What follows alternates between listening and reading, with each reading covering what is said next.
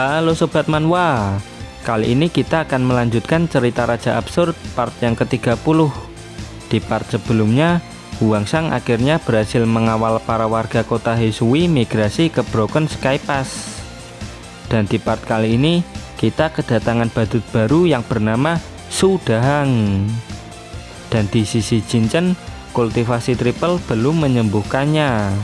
Semakin lama, kondisinya semakin memburuk. Gimana cara Hwangsang membantu Jinchen pulih?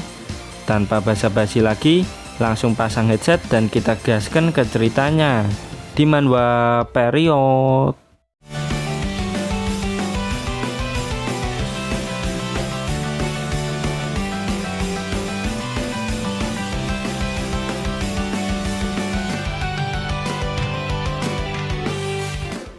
Semua orang heran kenapa tiba-tiba Hwangsang menyebut dirinya pangeran.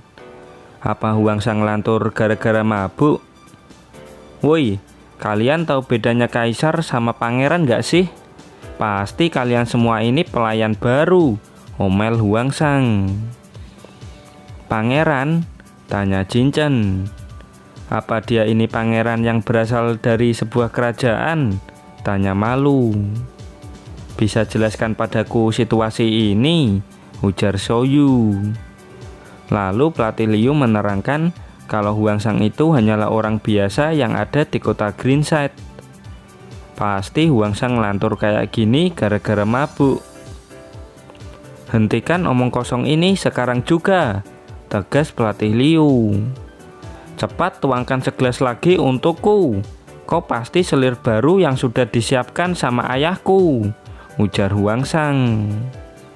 Baiklah, selir ini akan menuangkan wine untuk pangeranku, ucap pelatih Liu yang sikapnya tiba-tiba berubah 180 derajat. Lalu Chuya dan Xiaoyu heran dengan tingkah Hwangsang sekarang. Tiba-tiba Hwangsang teringat dengan temannya yang bernama Zenji dan semua hal tentang Butterfly Kingdom.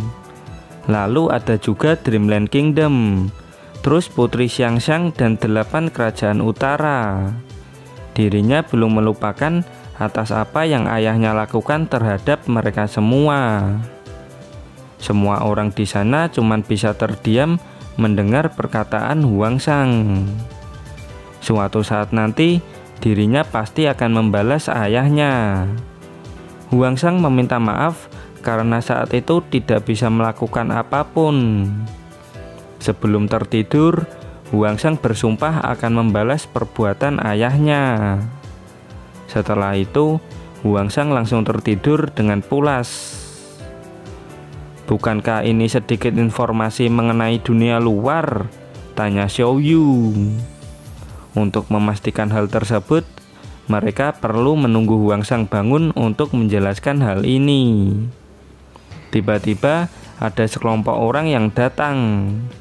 Ternyata yang datang adalah tim 6 Resimen Qian. Orang ini bernama Su Dahang, kapten tim 6 Resimen Qian. Aku sudah capek-capek menjalankan misi dari bos. Tidak kusangka kalian malah pesta-pesta di sini tanpa diriku, ujar Su Dahang. Jinchen dengan ramah menyambut kedatangan kapten tim 6 ini. Su Dahang menjelaskan kalau misi yang dipercayakan ke tim 6 sudah diselesaikan dengan baik. Tugas itu tidak lebih dari menghancurkan sisa-sisa monster rank A. Demi Resimen Qian, dirinya dan tim 6 rela mengorbankan nyawa. Su Dahang mengira kalau kedatangannya nanti mendapat sambutan yang meriah dari teman-teman dan warga Broken Sky Pass. Nggak taunya, semua orang malah berpesta dengan bocah tidak jelas ini. Padahal cuman menghentikan gelombang monster dan monster rank A. Itu pun dibantu sama orang-orang lain. Bisa-bisanya hal sepele seperti itu dirayakan seperti ini, ujar Su Dahang. Su Dahang, jangan bicara begitu. Tanpa bantuan darinya, Broken Sky Pass saat ini pasti sudah hancur, terang Jinchen. Jika itu aku, masalah itu akan terselesaikan dengan mudah. Meridianmu tidak akan rusak seperti sekarang. Bocil itu benar-benar menghancurkan masa depanmu, ucap Su Dahang ke Jin Chen.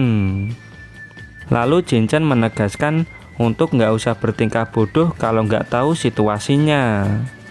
Su Dahang langsung marah saat Jin Chen memperlakukannya seperti orang bodoh. Lalu dia berjalan mendekat ke arah Huang Shang dan beruak. "Bangun, Cil!" bentaknya. "Berani sekali bocil ampas sepertimu mengambil ketenaranku," ujar Su Dahang. "Aku moh, siapa yang naruh ini di sini?" ucap Huang Shang yang masih setengah sadar. Dengan cepat, pelatih Liu menghampiri Huang Shang. "Hei selir, tolong sampaikan pada koki kerajaan kalau aku tidak makan babi. Babi itu haram," ucap Huang Shang dengan polos. "Aku bukan babi, dasar bocil sialan," umpat Su Dahang. "Bajul keparat, bisa-bisanya turu setelah mengataiku babi," umpat Su Dahang. Nggak pakai lama, Su Dahang langsung mengumpulkan energi. "Apa yang mau kau lakukan?" tanya Shou Jun. "Tentu saja akan kuhajar bajul keparat ini," ujarnya. Maklek, Gong Li dengan sigap mengarahkan snipernya ke kepala Su Dahang. "Nani?" ujar Su Dahang. Lalu Su Dahang bertanya kenapa Ma Qianyi malah membela orang luar. Ma Qianyi menghentikannya karena ingin menolong Su Dahang.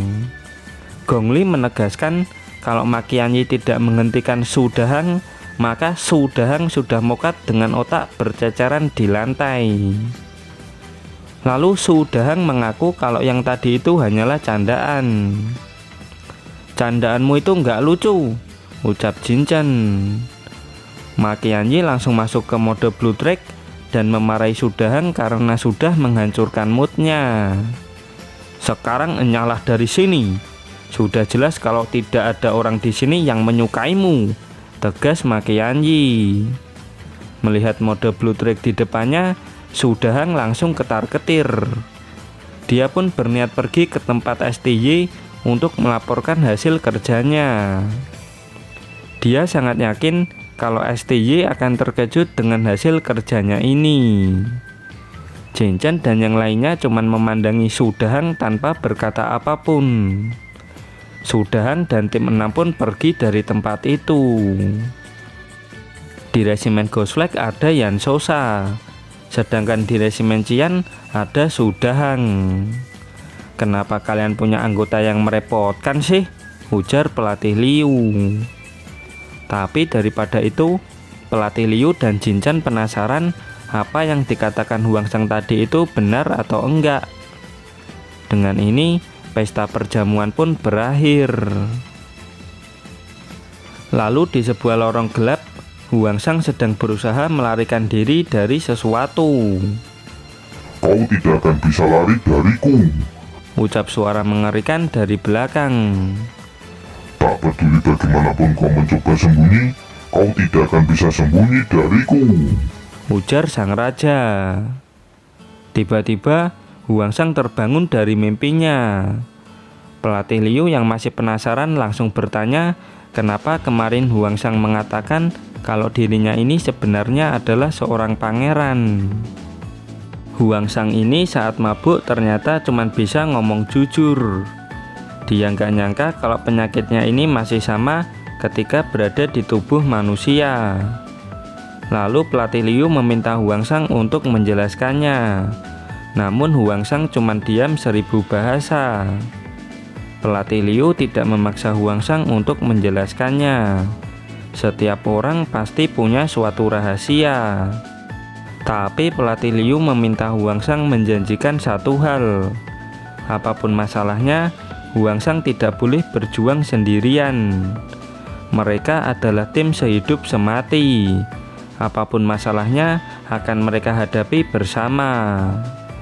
"Oke," jawab Huang Shang dengan datar. Sore harinya, Huang Shang datang ke kantor STY. Kedua pemimpin resimen menyuruh Huang Shang duduk dan mendiskusikan permasalahan selanjutnya.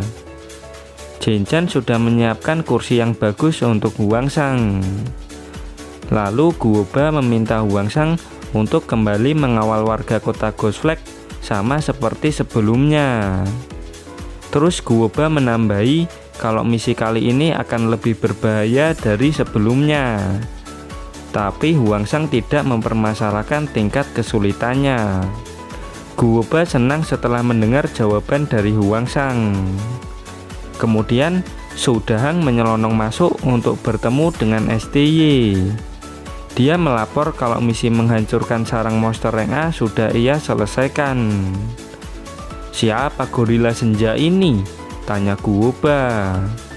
STY menjawab kalau orang ini adalah kapten tim 6.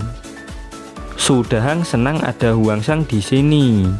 Sambil berjalan ke STY, Su Dahang terus melihat Huangsang. "Woi Bajul, kau pikir bos STY dekat denganmu? Lihatlah kedekatanku dengan bos STY ini," ujar Su Dahang. Tapi Huangsang dan Jinchan tidak bereaksi apa-apa. "Kenapa diam? Kenapa tidak berusaha menyapaku?" tanya Su Dahang. "Aku bukan gay. Itulah alasan kenapa aku tidak menyapamu. Stay halal, brother," ucap Huangsang dengan wajah tanpa dosa. "Aku juga bukan gay, dasar bajul," umpat Su Dahang yang udah kena mental 2 kali. Su Dahang yang marah berusaha dihentikan sama Shojun. "Hentikan woi, semua yang ada di sini itu keluarga," ucap STY. Lalu Su Dahang menjelaskan kalau dirinya dan tim 6 berhasil membawa harta karun rank A. Dirinya dan tim 6 membawa harta ini dengan sangat hati-hati. Ini merupakan wujud kesetiaannya kepada Resimen Qian. "Semua orang di Resimen Qian adalah keluarga, tapi tidak untuk orang luar," ujar Su Dahang. Gorila bodoh ini ngomong apa sih?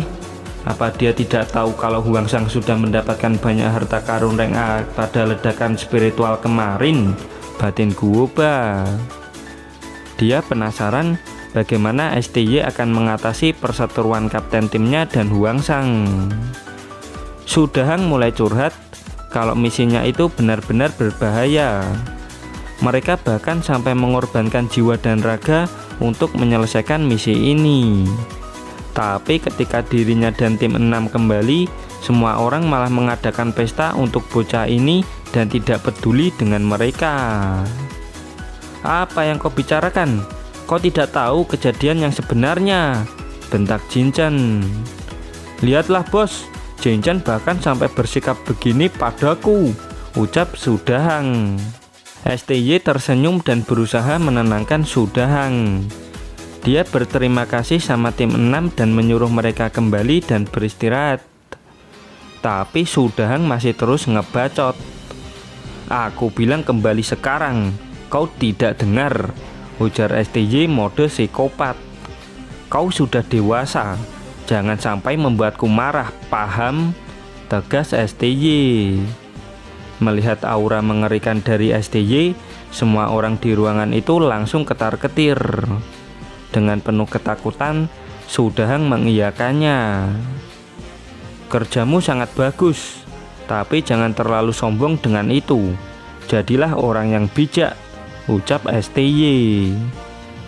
Su Dahang pun paham dan pamit undur diri. Dengan ini, Guoba yakin kalau STY ada di ranah Golden Core tingkat menengah bahkan tingkat lanjut. Di luar, para bawahannya Su Dahang bertanya apa kaptennya sudah memberi Huangsang pelajaran.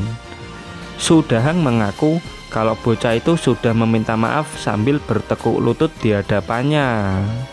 "Sasuga bosu, itu baru bosu," teriak para bawahannya. "Lihat saja, cepat atau lambat akan kubuat bocah itu jadi meme," umpat Su Dahang dalam hati. Setelah Su Dahang pergi, diskusi berjalan dengan lancar. Mereka bertiga mencapai persetujuan dengan cepat. Resimen Ghost Flag dan tim Green Set akan pergi ke area C wilayah selatan lewat Sungai Krokodil. Mereka akan mengamankan jalur air ini untuk migrasi warga kota Ghost Flag menuju ke Broken Sky Pass. Sama seperti sebelumnya, butuh waktu seminggu untuk memigrasikan warga kota Ghost Flag. Semua anggota resimen Qian tetap tinggal di Broken Sky Pass untuk bertanggung jawab menjaga Broken Sky Pass. Sedangkan resimen Ghost Flag dan tim Green Set akan pergi mengatur warga kota Ghost Flag. Zhang Nouwen sudah menyelesaikan modifikasi kereta menjadi kapal pesiar yang bisa memuat 30.000 orang hanya dalam waktu 2 hari. Jika misi ini sukses, berarti semua warga sipil di area C sudah dipindahkan ke tempat yang aman. Semuanya hati-hati ya, jangan lupa istirahat, ucap Jin Chen. Ya, dadah, balas Cuya. Dari belakang, Su Dahang sedang memperhatikan keberangkatan tim Green Set.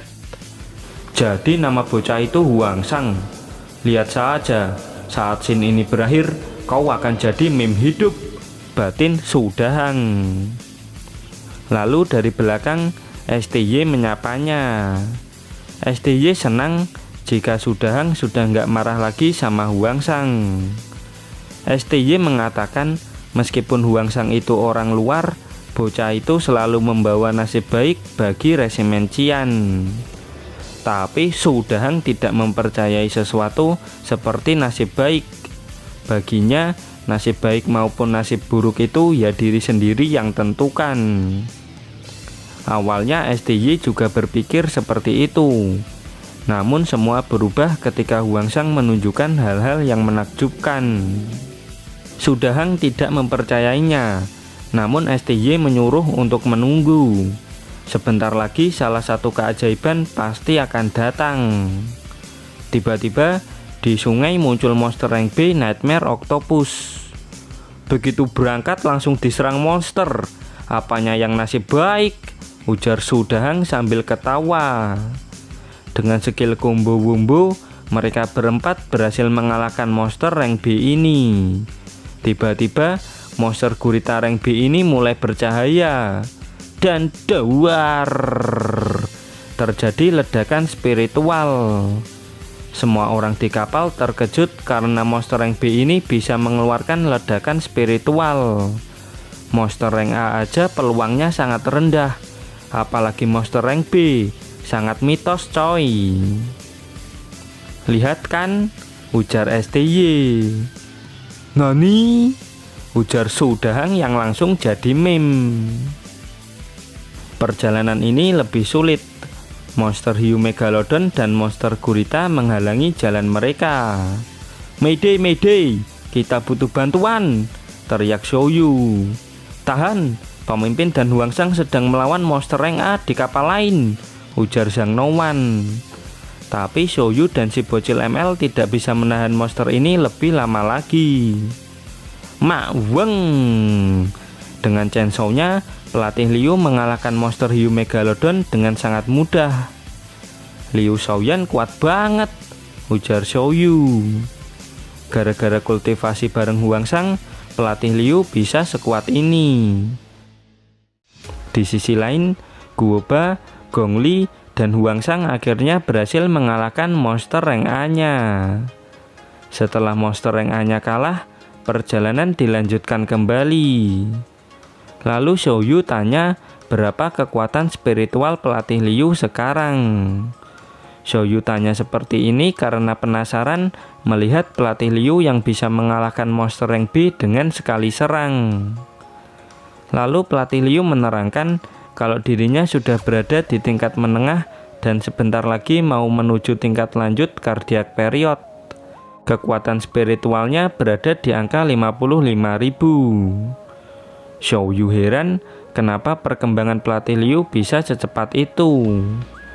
Pelatih Liu menerangkan kalau harta karun rank A yang didapat mereka kemarin bisa meningkatkan efek peningkatan spiritual sebesar 50%. Tapi alat di dada Xiaoyu cuma memberikan efek sebesar 30%.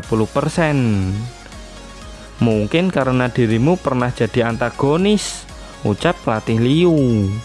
Nani, apa hubungannya? Batin Xiaoyu. Sementara itu, Chuya dan Malu memiliki efek 40%. Punyaku 30%. Tukar dengan ayahmu, nak, ujar Makianyi. Ternyata cuman dirinya dan Makianyi yang memiliki efek peningkatan sebesar 30%. Pelatih Liu menyadari kalau di resimen Xian cuman Jinchen doang satu-satunya orang yang punya efek sebesar 40%. Semua peningkatan ini terjadi hanya pada mereka yang pernah melakukan kultivasi ganda sama Huangsang. Xiaoyu langsung terkejut setelah mendengar itu. Dia kemudian pergi karena kesal mendengar pelatih Liu yang dikit-dikit bilang kultivasi ganda. Apa sih? Dikit-dikit kultivasi ganda? Apa enaknya kultivasi ganda? Batin Xiaoyu. Dan beruak. Tanpa sadar, dia menabrak Huangsang. Sontak Xiaoyu langsung minta maaf karena nggak sengaja menabrak Huangsang. Bilang nggak mau kultivasi ganda, tapi nyuri-nyuri kesempatan, ujar pelatih Liu. Kemudian panel berpindah ke Broken Sky Pass. Jinchen melapor kalau para Awakener baru mulai bergabung dengan konstruksi benteng dan pembangunan area pemukiman. Banyaknya warga yang bermigrasi kemari membuat tenaga kerja melimpah ruah. Jinchen dan staf lain akan berusaha untuk mengatur mereka semua. Selain itu, ada beberapa orang yang berperilaku buruk. Enaknya diapain? Tanya Jinchen. Semua yang ada di Broken Sky Pass diputuskan oleh Jinchen. STY akan mendukung semua keputusan Jinchen. Lalu STY tanya, gimana perasaan Jinchen sekarang? Jinchen mulai menjelaskan bahwa Huangsang sudah membantu memulihkan kekuatan spiritualnya sampai ke ranah kardiak period awal. Tapi meridian Jinchen belum pulih. Jinchen juga tidak bisa meningkatkan kekuatan spiritualnya. Dalam jangka waktu yang lama, kekuatan spiritual Jinchen lambat laun akan terus menurun. Jangan pesimis, sekarang era Reiki. Keajaiban belum hilang. Bocah itu sudah menunjukkannya pada kita, ucap STY. Jinchen pun mengiyakannya. Lalu STY menyuruh Jinchen kembali dan beristirahat. Xiaojun bersyukur karena Jinchen terlihat baik-baik saja. Tapi aslinya tidak seperti itu. Dia mulai kehilangan harapan. Setiap hari terus ditelan oleh pikiran negatif. Lambat laun, Jinchen bisa terjatuh ke dalam kegelapan yang tidak berujung. Kenapa aku tidak menyadarinya? Seenggak peka itukah diriku? Ujar Xiaojun. Yah, ayo kita lihat siapa yang bisa menolongnya dari jurang kegelapan itu, ujar STY. Lalu panel berpindah ke tempat Huangsang. Tiba-tiba ada siluet yang meminta Huangsang melakukan kultivasi ganda dengannya. Hei Huangsang, yuk kultivasi bareng om, ujar Makianyi yang membuat mata Huangsang dan kita semua berdarah-darah. Singkat cerita, rombongan Huangsang sudah hampir sampai di kota Ghost Flag. Untung Zhang Nowan ini ahlinya ahli, jadi dia bisa memodifikasi kapal menjadi seperti ini. Kalau tidak, mereka tidak akan bisa melewati sungai beku ini. Transformer emang GG, ujar Malu. Sementara itu, di kota Ghost Flag semakin hari semakin dingin. Lalu Asep meminta Joko yang lagi rebahan untuk membantunya meletakkan selimut di jendela. Jika tidak, hawa dingin akan semakin masuk ke dalam rumah. Sementara itu di pos keamanan, Ujang bertekad menjaga pos keamanan ini. Mungkin saja resimen Ghost Flag akan kembali. Tapi Wahyudi berpikir kalau mereka tidak akan kembali. Lagian juga sudah lama semenjak kepergian mereka. Wahyudi juga menambahi, mana mungkin resimen Ghost Flag kembali hanya untuk menyelamatkan warga biasa seperti mereka. Assalamualaikum, Apa kalian warga kota Ghost Flag? Aku pemimpin resimen Ghost Flag. Bisa antar aku ke kota, ucap Guoba yang tiba-tiba masuk ke dalam pos keamanan. Waalaikumsalam pemimpin, balas Ujang. Guoba mulai menjelaskan tujuan kedatangannya ini.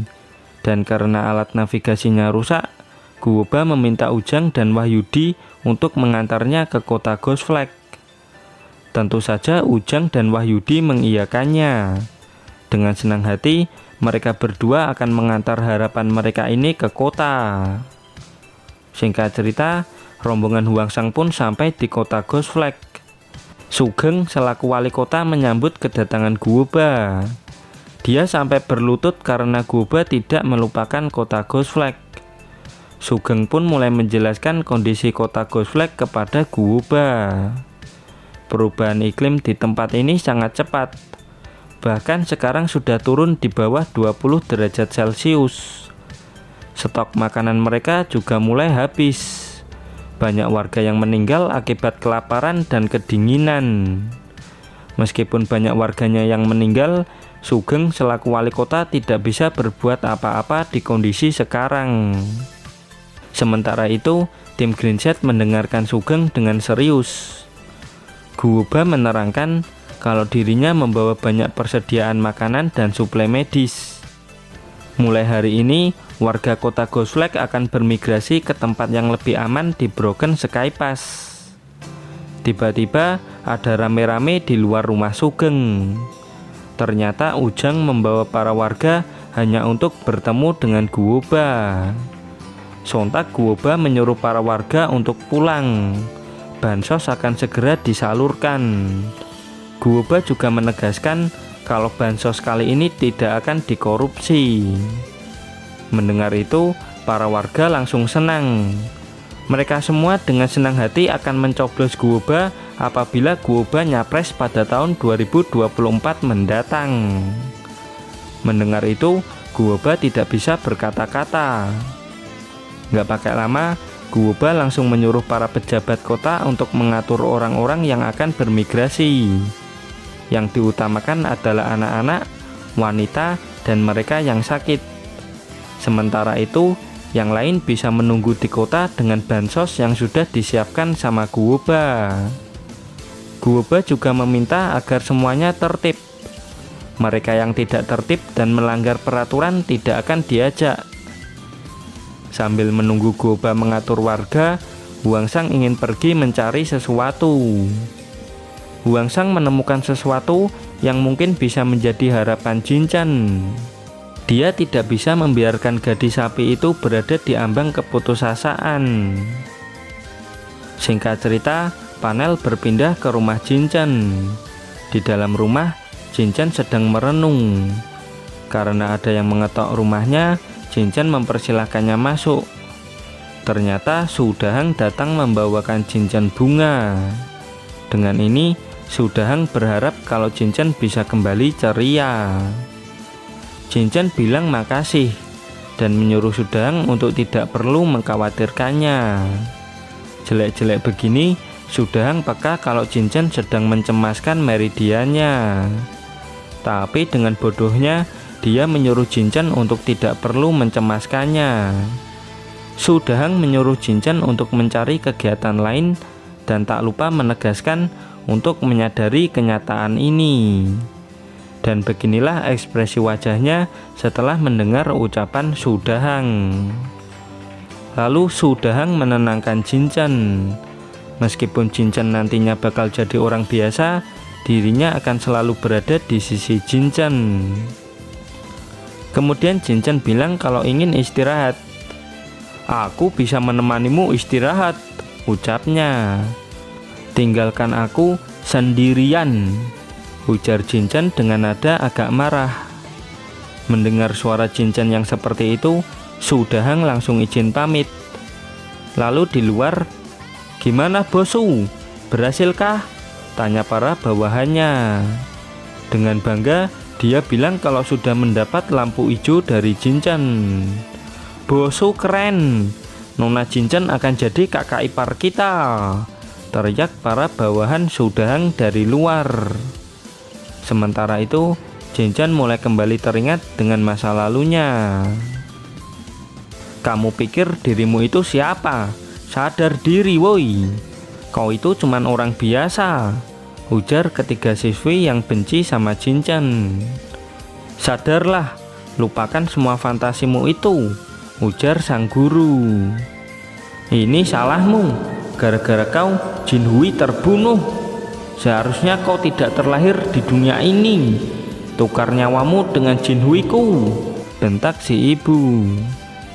Hanya satu orang dari 1000 orang yang menjadi pahlawan. Tidak semua orang pantas menyandang gelar itu. Jinchen pernah merasakan hal itu ketika bergabung dengan resimen Qian. Tapi sekarang saatnya bangun dan menerima kenyataan pahit ini. Sedari bocil, Jinchen bercita-cita ingin menjadi pahlawan. Tapi dia memiliki kesehatan yang buruk. Terus di sekolah, dia hanyalah siswi dengan nilai rata-rata. Bahkan saat pelajaran olahraga, lompat jauh pun Jinchen nggak bisa. Meskipun begitu, dirinya sangat hobi membaca, terutama membaca cerita-cerita yang bertemakan pahlawan. Dari sinilah awal mula Jinchen ingin menjadi seorang pahlawan. Di rumah, kedua orang tuanya selalu bertengkar. Tapi semua itu berubah ketika hadirnya adik laki-laki Jinchen yang bernama Jinhui. Ibunya sekarang jadi jauh lebih memperhatikan Jinhui ketimbang dirinya. Bahkan ibunya rela keluar dari pekerjaan hanya untuk mengurus Jinhui. Akibatnya, sang ayah harus bekerja lebih keras untuk menghidupi keluarganya. Lambat laun, pertengkaran pun sering terjadi. Pertengkaran ini membuat Jinchen kecil tidak nyaman. Suatu hari, dia mencoba untuk berbicara dengan ayahnya. Tapi ayahnya tidak mau mendengarkan dan malah mengusir Jinchen. Sejak saat itu, Jinchen udah jarang berkomunikasi dengan ayahnya. Dia menyesal karena tidak berusaha keras berbicara dengan ayahnya. Suatu malam, Jinchen penasaran dengan ibunya dan mengintip ibunya dari balik pintu. Ibunya menganggap kalau Jinhui adalah harapan satu-satunya. Hal ini terjadi karena dari dulu ibunya emang kepingin punya anak laki-laki. Hal ini membuat Jinchen kecil sedikit cemburu dengan adiknya. Saat musim dingin datang, penghangat ruangan mereka mati. Dan karena badai, Pak Tukang tidak bisa memperbaikinya sekarang. Si ayah juga tidak mungkin bisa memperbaikinya di saat badai seperti ini. Terjadilah cekcok di antara mereka berdua. Jinchen benar-benar ingin nangis saat mendengar pertengkaran kedua orang tuanya ini dari dalam kamar. Hari demi hari, Jinchen juga belajar dengan giat supaya kelak bisa membantu perekonomian keluarganya. Nilainya yang tiba-tiba naik malah membuat anak-anak lain yang membencinya justru membulinya. Dia tidak menceritakan ini ke orang tuanya agar orang tuanya tidak mendapat masalah. Diamnya ini justru menjadi masalah. Pihak sekolah malah memberitahukan hal ini ke orang tuanya Jinchen. Pada akhirnya, pelaku bully meminta maaf dan memberikan uang kompensasi. Sebagai korban bully, Jinchen malah diomeli habis-habisan sama orang tuanya, terutama si ibu. Alasan ibunya memarahi Jinchen adalah karena gara-gara laporan itu, dia harus melewatkan pertunjukan taekwondo Jinhui yang masih umur 5 tahun. Hari itu sedang terjadi hujan yang sangat deras. Tapi si ibu tetap memaksa pergi ke pertunjukan taekwondo adiknya. Sesampainya di sana, ternyata acaranya dibatalkan karena hujan deras ini. Jinchen tidak mempermasalahkan hal itu. Di luar sana, banyak orang yang bekerja keras tapi tidak mendapat hasil. Suatu ketika, Jinchen pulang hujan-hujan. Infeksi luka dan pilek parah hampir membunuhnya. Akibatnya, dia harus dirawat di rumah sakit. Hal ini justru menjadi mimpi buruk, dan menjadi siksaan fisik dan batin baginya. Mungkin mati adalah pilihan terbaik. Kenapa Tuhan membiarkanku hidup jika hidup ini membuatku menderita? Batin Jin Chen saat itu. Jin Chen ini merasa kalau hidupnya itu dipermainkan. Saat putus asa, muncul lagi harapan. Lalu harapan itu hancur lagi. Begitu seterusnya sampai saat ini. Kemudian panel berpindah ke tempat Huangsang dan pelatih Liu. Pelatih Liu mengingatkan kalau mereka sudah berjalan terlalu jauh. Tapi Huangsang berhasil menemukan sesuatu dengan skill Earthbird Insight tak jauh dari sini. Kemudian Huangsang menghempaskan salju-salju yang ada di depannya. Dan di dalam sinilah harapan Jin Chen berada. Dan sayang sekali, chapter pun berakhir sampai di sini. Dan terima kasih buat kalian yang selalu hadir dan komen di setiap video admin. Terus dukung channel ini dengan cara like, comment, subscribe. Dan jangan lupa kultivasikan loncengnya juga. Sampai jumpa lagi di video berikutnya. Bye-bye.